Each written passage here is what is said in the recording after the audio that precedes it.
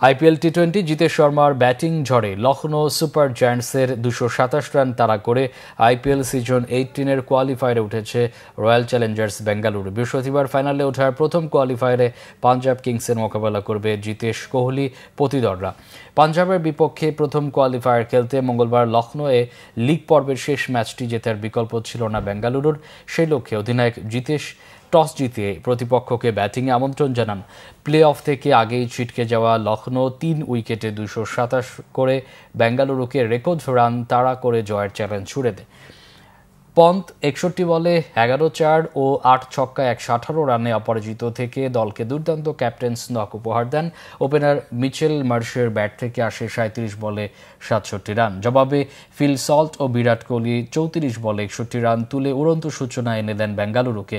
কিন্তু সল্ট 19 বলে 30, রজত পতিদর 7 বলে 14, লিয়াম লিভিংস্টন 0 এবং কোহলি 30 বলে 54 করে ফিরলে 11 ওভার 2 বলে 123 রানে 4 উইকেট হারায় দলটি। সেখান থেকে মায়াঙ্ক আগারওয়ালকে নিয়ে 52 বলে 107 রানের অবিচ্ছিন্ন জুটিতে দলকে জেতান জিতেশ।